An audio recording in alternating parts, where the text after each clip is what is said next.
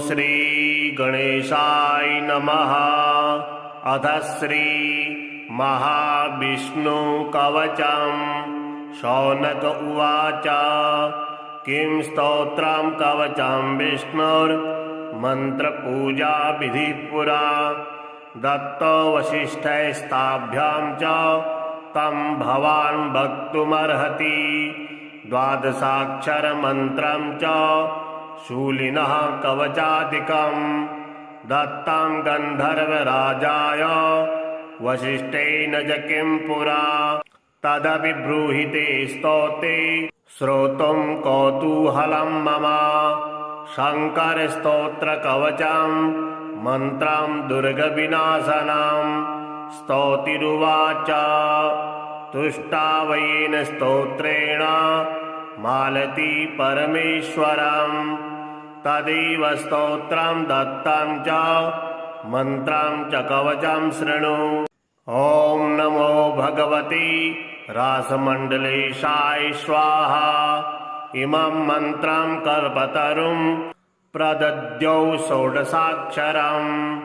पुरा दत्तं कुमाराय ब्रह्मणा पुष्करे हरि। पुरा दत्तं च कृष्णेन गोलोके शङ्कराय च।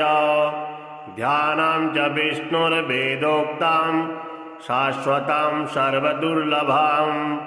मूलेन सर्वं देयं च नैवेद्यादिकमुत्तमम्। अतीव गुप्तकवचं पितुर्वक्त्रान्मया श्रुतम्। पितृदत्तं पुरा विप्र गङ्गायां शूलिना ध्रुवम्। शूलेने ब्रह्मणे दत्तं गोलोके रासमण्डले। धर्माय गोपिकान्तेन कृपया परमाद्भुतम्। ब्रह्मोवाच राधाकान्तमहाभागा कवचं यं प्रकाशितं। ब्रह्माण्डपावनं नाम कृपया कथय प्रभु। मां महिषां च धर्मं च भक्तां च भक्तवत्सला। त्वं प्रसादेन पुत्रेभ्यो दास्यामि भक्तिसंयुतः। श्रीकृष्ण उवाच शृणु वक्ष्यामि ब्रह्मेश धर्मदां कवचं परम्। अहं दास्यामि युष्मभ्यः गोपनीयं सुदुर्लभम्। यस्मै कस्मै न दातव्यं प्राणतुल्यं ममैव हि। यत्तेजो मम देहस्ति तत्तेजः कवचेऽपि च।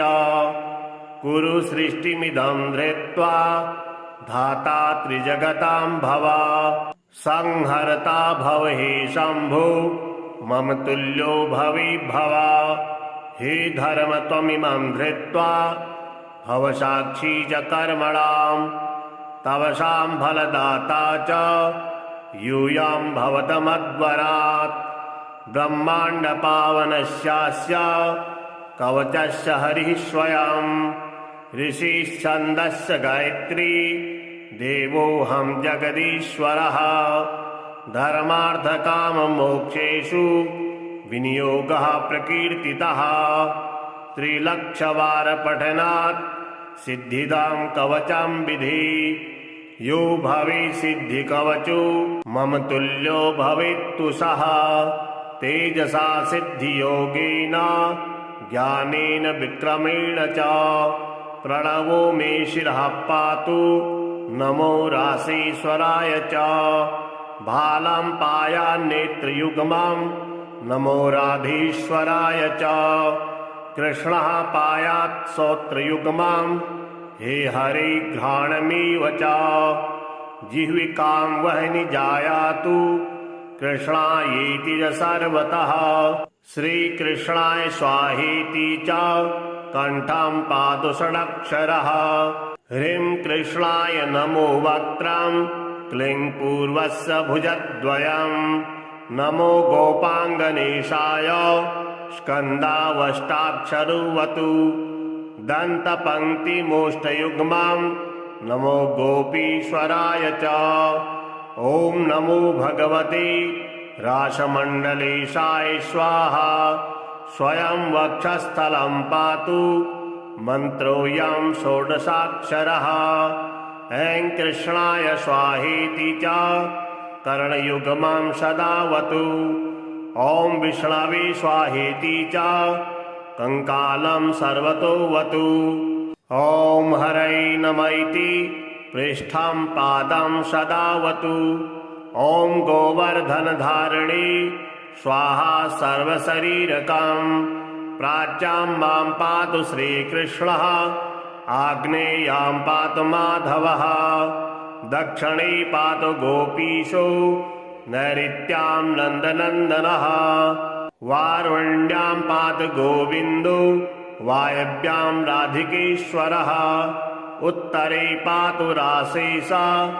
ईशान्यामच्युतः स्वयं सन्ततं सर्वतः पातु परो नारायणः स्वयम् इति ते कथितं ब्रह्मन् कवचं परमाद्भुतं मम जीवनतुल्यं च युष्मभ्यं दत्तमेव च अश्वमेधसहस्राणि वाजपेयशतानि च कलां नार्हन्ति तान्येव कवचस्यैव धारणात् गुरुं भ्यर्च विधिवत् वस्त्रालङ्कारचन्दनैः स्नात्वा तं च नमस्कृत्य कवचं धारयेत् सुधिः कवचस्य प्रसादेन जीवन्मुक्तो भवेन्नरः यदि स्यात् सिद्धिकवचो विष्णुरेव भवेद्विजा शौनक उवाच किं स्तोत्रं कवचं विष्णोर्मन्त्रपूजा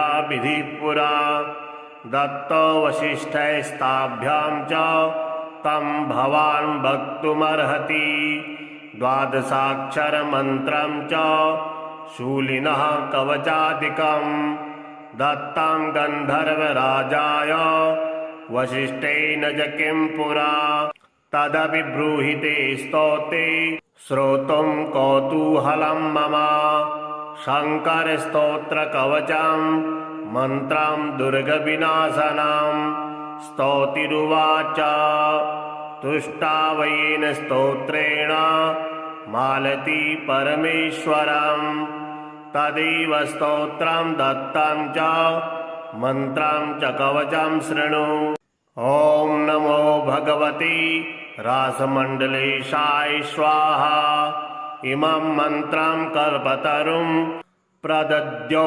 षोडशाक्षरं पुरा दत्तं कुमाराय ब्रह्मणा पुष्करे हरि पुरा दत्तं च कृष्णेन गोलोके शङ्कराय च ध्यानं च विष्णुर्वेदोक्तं शाश्वतं सर्वदुर्लभं मूलेन सर्वं देयं च नैवेद्यादिकमुत्तमम् अतीव गुप्तकवचं पितुर्वक्त्रान्मया श्रुतं पितृदत्तं पुरा विप्र गङ्गायां शूलिना ध्रुवं शूलेने ब्रह्मणे दत्तं गोलोके राशमण्डले धर्माय गोपिकान्तेन कृपया परमाद्भुतं ब्रह्मोवाच राधाकान्तमहाभागा कवचं यं प्रकाशितं ब्रह्माण्डपावनं नाम कृपया कथय प्रभु मां महिषां च धर्मं च भक्तां च भक्तवत्सला त्वं प्रसादेन पुत्रेभ्यो दास्यामि भक्तिसंयुतः श्रीकृष्ण उवाच शृणु वक्ष्यामि ब्रह्मेशा धर्मदां कवचं परम् अहं दास्यामि युष्मभ्यः गोपनीयं सुदुर्लभं यस्मै कस्मै न दातव्यं प्राणतुल्यं ममैव हि यत्तेजो मम देहस्ति तत्तेजः कवचेऽपि च कुरु सृष्टिमिदं धृत्वा धाता त्रिजगतां भव संहर्ता भव हे शम्भो मम तुल्यो भव। हे धर्म त्वमिमं धृत्वा भव साक्षी च कर्मणां तवसां फलदाता च यूयां भवतमध्वरात्। ब्रह्माण्ड पावनस्यास्य कवचस्य हरिः स्वयं ऋषिश्छन्दस्य गायत्री देवोऽहं जगदीश्वरः। धर्मार्थकाममोक्षेषु विनियोगः प्रकीर्तितः त्रिलक्षवारपठनात् सिद्धिदां कवचं विधि। यो भवेत् सिद्धिकवचो मम तुल्यो भवेत्तु सः तेजसा सिद्धियोगेन ज्ञानेन विक्रमेण च। प्रणवो मे शिरः पातु नमो रासेश्वराय च। भालं पायान्नेत्रयुग्मं नमो राधेश्वराय च। कृष्णः पायात् श्रोत्रयुग्मं हे हरे घ्राणमेव च। जिह्विकां वह्नि जायातु कृष्णायेति च सर्वतः। श्रीकृष्णाय स्वाहेति च कण्ठं पातु षडक्षरः। ह्रीं कृष्णाय नमो वक्त्रं क्लीं पूर्वस्य भुजद्वयं। नमो गोपाङ्गनेशाय स्कन्धावष्टाक्षरोऽवतु। दन्तपङ्क्तिमोष्टयुग्मं नमो गोपीश्वराय च। ॐ नमो भगवते रासमण्डलेशाय स्वाहा। स्वयं वक्षस्थलं पातु मन्त्रोऽयं षोडशाक्षरः। ऐं कृष्णाय स्वाहेति च कर्णयुग्मं सदावतु। ॐ विष्णवे स्वाहेति च कंकालं सर्वतोऽवतु। ॐ हरै नमः इति पृष्ठं पादं सदावतु। ॐ गोवर्धनधारिणे स्वाहा सर्वशरीरकं। प्राच्यां मां पातु श्रीकृष्णः आग्नेयां पातु माधवः। दक्षिणे पातु गोपीशो नैऋत्यां नन्दनन्दनः। वारुण्यां पातु गोविन्दो वायव्यां राधिकेश्वरः। उत्तरे पातु रासेशा ईशान्यामच्युतः स्वयं।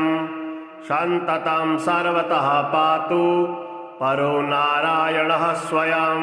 इति ते कथितं ब्रह्मन् कवचं परमाद्भुतं।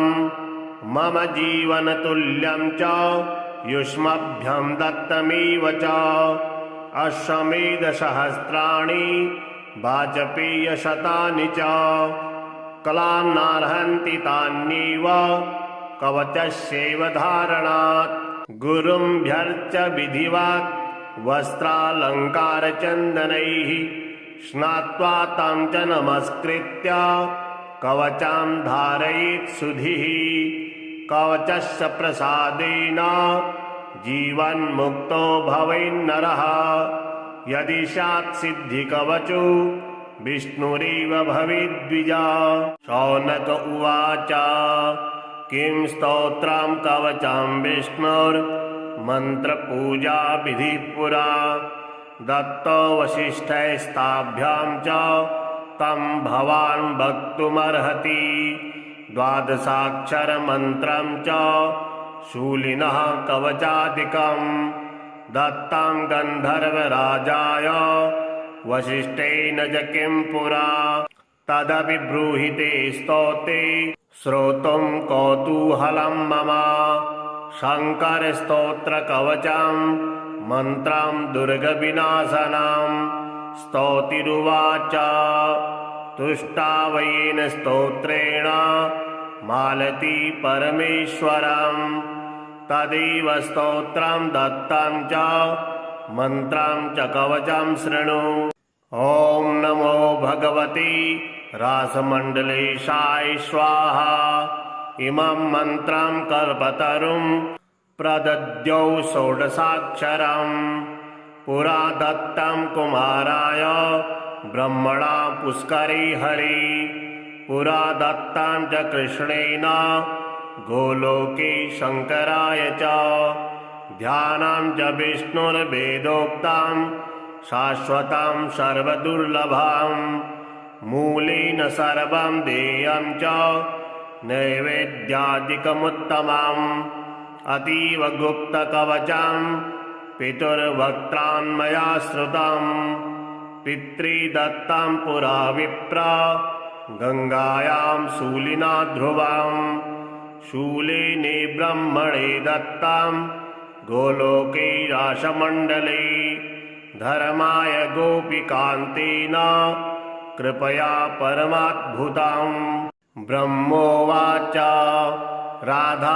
राधाकान्तमहाभागा कवचं यं प्रकाशितं ब्रह्माण्डपावनं नाम कृपया कथय प्रभु मां महिषां च धर्मं च भक्तां च भक्तवत्सला त्वं प्रसादेन पुत्रेभ्यो दास्यामि भक्तिसंयुतः श्रीकृष्ण उवाच शृणु वक्ष्यामि ब्रह्मेश धर्मदां कवचं परम् अहं दास्यामि युष्मभ्यः गोपनीयं सुदुर्लभं यस्मै कस्मै न दातव्यं प्राणतुल्यं ममैव हि यत्तेजो मम देहस्ति तत्तेजः कवचेऽपि च कुरु सृष्टिमिदं धृत्वा धाता त्रिजगतां भव संहर्ता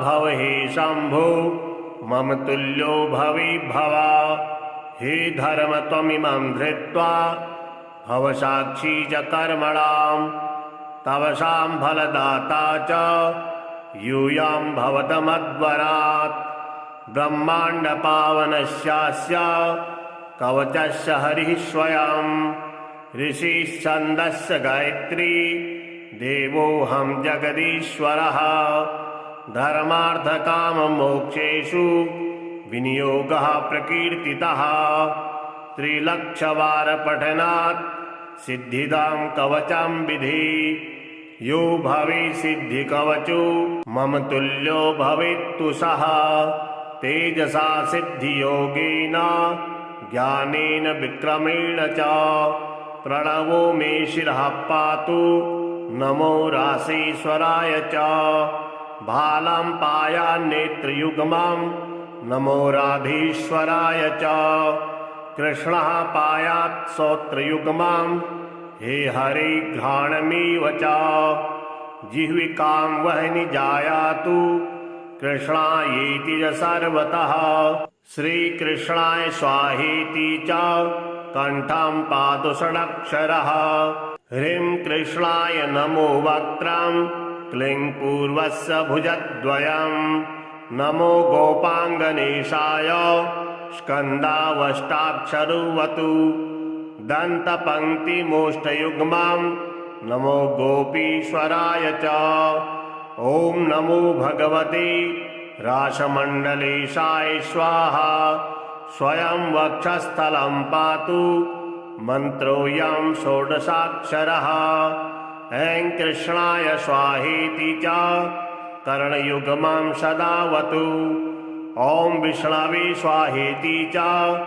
कंकालं सर्वतोऽवतु ॐ हरै नमः इति पृष्ठं पादं सदावतु ॐ गोवर्धनधारिणे स्वाहा सर्वशरीरकं प्राच्यां मां पातु श्रीकृष्णः आग्नेयां पातु माधवः दक्षिणे पातु गोपीशो नैऋत्यां नन्दनन्दनः वारुण्यां पातु गोविन्दो वायव्यां राधिकेश्वरः उत्तरे पातु रासेशा ईशान्यामच्युतः स्वयं सन्ततं सर्वतः पातु परो नारायणः स्वयम् इति ते कथितं ब्रह्मन् कवचं परमाद्भुतं मम जीवनतुल्यं च युष्मभ्यं दत्तमेव च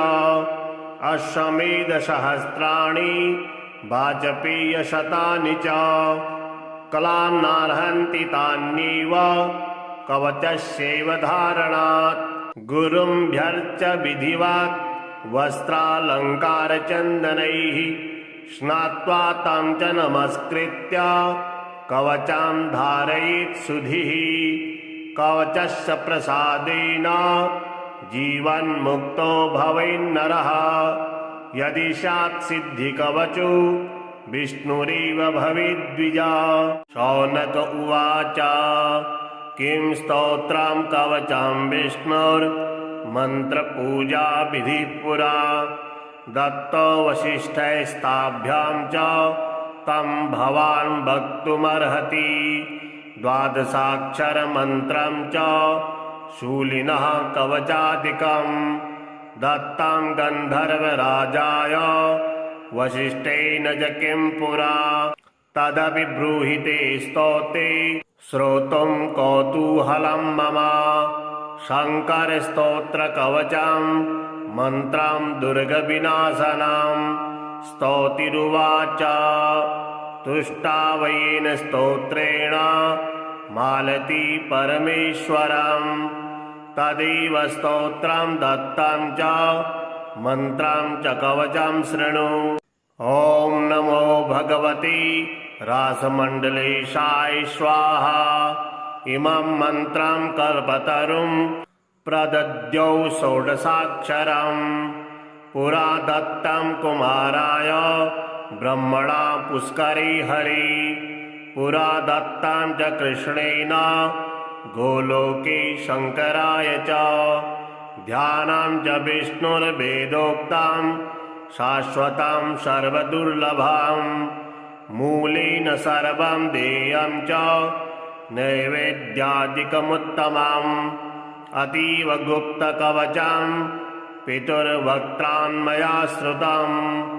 पितृदत्तं पुरा विप्र गङ्गायां शूलिना ध्रुवं। शूलिने ब्रह्मणे दत्तं गोलोके रासमण्डले। धर्माय गोपिकान्तेन कृपया परमाद्भुतम्। ब्रह्मोवाच राधाकान्तमहाभागा कवचं यं प्रकाशितं। ब्रह्माण्डपावनं नाम कृपया कथय प्रभु। मां महिषां च धर्मं च भक्तां च भक्तवत्सला। त्वं प्रसादेन पुत्रेभ्यो दास्यामि भक्तिसंयुतः। श्रीकृष्ण उवाच शृणु वक्ष्यामि ब्रह्मेशा धर्मदां कवचं परम्। अहं दास्यामि युष्मभ्यः गोपनीयं सुदुर्लभं। यस्मै कस्मै न दातव्यं प्राणतुल्यं ममैव हि। यत्तेजो मम देहस्ति तत्तेजः कवचेऽपि च। कुरु सृष्टिमिदं धृत्वा धाता त्रिजगतां भव। संहर्ता भव हे शम्भो मम तुल्यो भवेद्भव। हे धर्म त्वमिमं धृत्वा भव साक्षी च कर्मणां।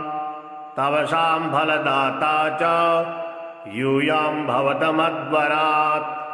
ब्रह्माण्डपावनस्यास्य कवचस्य हरिः स्वयं। ऋषिश्छन्दस्य गायत्री देवोऽहं जगदीश्वरः। धर्मार्थकाममोक्षेषु विनियोगः प्रकीर्तितः। त्रिलक्षवारपठनात् सिद्धिदां कवचं विधि। यो भवेत् सिद्धिकवचो मम तुल्यो भवेत्तु सः। तेजसा सिद्धियोगेन ज्ञानेन विक्रमेण च। प्रणवो मे शिरः पातु नमो रासीश्वराय च। भालं पायान्नेत्रयुग्मं नमो राधीश्वराय च। कृष्णः पायात् श्रोत्रयुग्मं हे हरे घ्राणमेव च। जिह्विकां वह्नि जायातु कृष्णायेति च सर्वतः। श्रीकृष्णाय स्वाहेति च कण्ठं पातु षडक्षरः। ह्रीं कृष्णाय नमो वक्त्रं क्लीं पूर्वस्य भुजद्वयं। नमो गोपाङ्गनेशाय स्कन्दावष्टाक्षरुवतु दन्तपङ्क्तिमोष्ठयुग्मं नमो गोपीश्वराय च। ॐ नमो भगवते रासमण्डलेशाय स्वाहा। स्वयं वक्षस्थलं पातु मन्त्रोऽयं षोडशाक्षरः। ऐं कृष्णाय स्वाहेति च कर्णयुग्मं सदावतु। ॐ विष्णवे स्वाहेति च कंकालं सर्वतोवतु। ॐ हरै नमः इति पृष्ठं पादं सदावतु। ॐ गोवर्धनधारिणी स्वाहा सर्वशरीरकं। प्राच्यां मां पातु श्रीकृष्णः आग्नेयां पातु माधवः। दक्षिणे पातु गोपीशो नैऋत्यां नन्दनन्दनः। वारुण्यां पातु गोविन्दो वायव्यां राधिकेश्वरः। उत्तरे पातु रासेशा ईशान्यामच्युतः स्वयं। सन्ततं सर्वतः पातु परो नारायणः स्वयम्। इति ते कथितं ब्रह्मन् कवचं परमाद्भुतं। मम जीवनतुल्यं च युष्मभ्यं दत्तमेव च। अश्वमेधसहस्राणि वाजपेयशतानि च। कलान्नार्हन्ति तान्येव कवचस्यैव धारणात्। गुरुम्भ्यर्च विधिवत् वस्त्रालङ्कारचन्दनैः स्नात्वा तं च नमस्कृत्य कवचं धारयेत् सुधिः। कवचस्य प्रसादेन जीवन्मुक्तो भवेन्नरः। यदि स्यात् सिद्धिकवचो विष्णुरेव भवेद्विजा। शौनक उवाच किं स्तोत्रं कवचं विष्णोर्मन्त्रपूजा विधिः पुरा। दत्तो वसिष्ठैस्ताभ्यां च तं भवान् वक्तुमर्हति। द्वादशाक्षरमन्त्रं च शूलिनः कवचादिकं दत्तं गन्धर्वराजाय वसिष्ठेन च किं पुरा। तदपि ब्रूहिते स्तोते श्रोतुं कौतूहलं मम। शङ्करस्तोत्रकवचं मन्त्रं दुर्गविनाशनं। स्तौतिरुवाच तुष्टावयेन स्तोत्रेण मालती परमेश्वरं।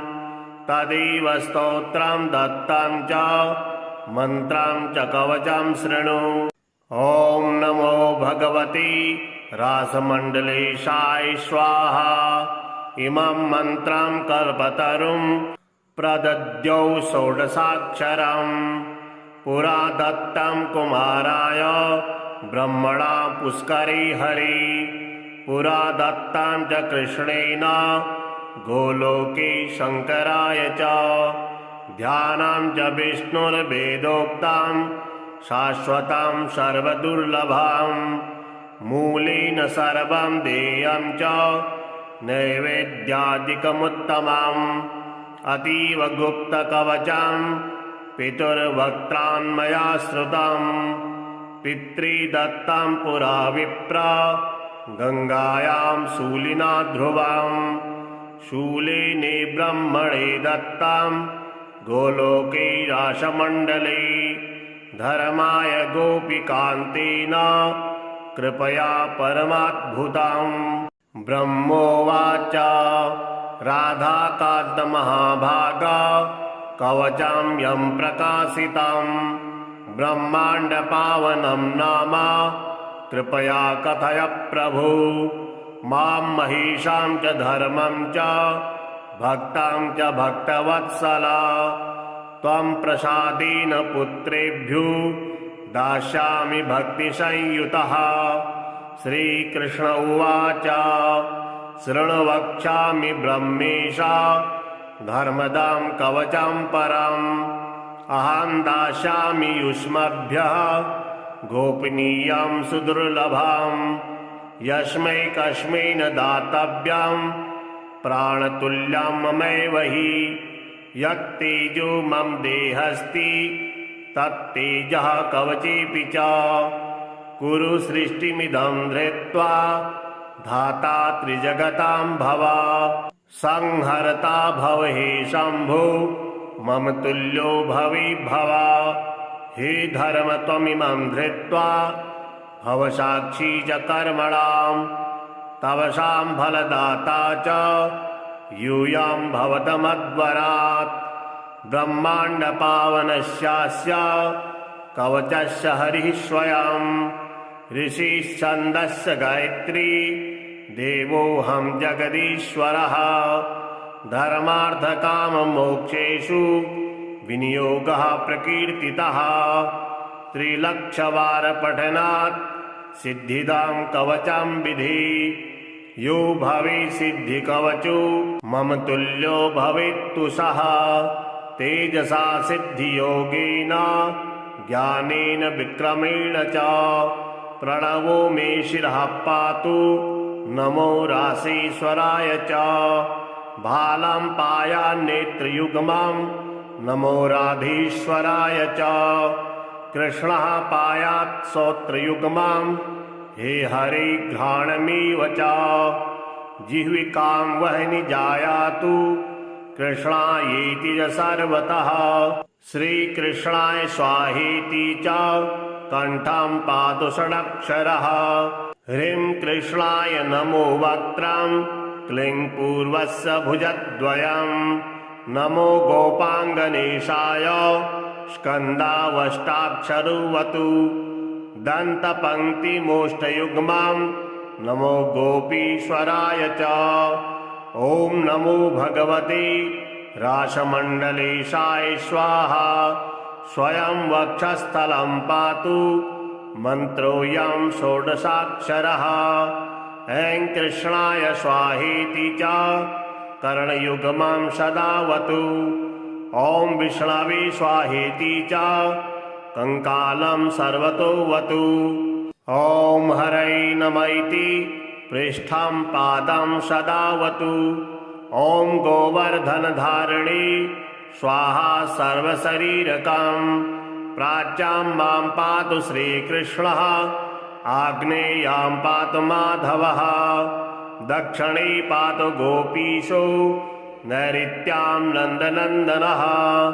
वारुण्यां पातु गोविन्दो वायव्यां राधिकेश्वरः उत्तरे पातु रासेशा ईशान्यामच्युतः स्वयं सन्ततं सर्वतः पातु परो नारायणः स्वयम् इति ते कथितं ब्रह्मन् कवचं परमाद्भुतं मम जीवनतुल्यं च युष्मभ्यं दत्तमेव च अश्वमेधसहस्राणि वाजपेयशतानि च कलां नार्हन्ति तान्येव कवचस्यैव धारणात् गुरुं भ्यर्च विधिवत् वस्त्रालङ्कारचन्दनैः स्नात्वा तं च नमस्कृत्य कवचं धारयेत् सुधिः कवचस्य प्रसादेन जीवन्मुक्तो भवेन्नरः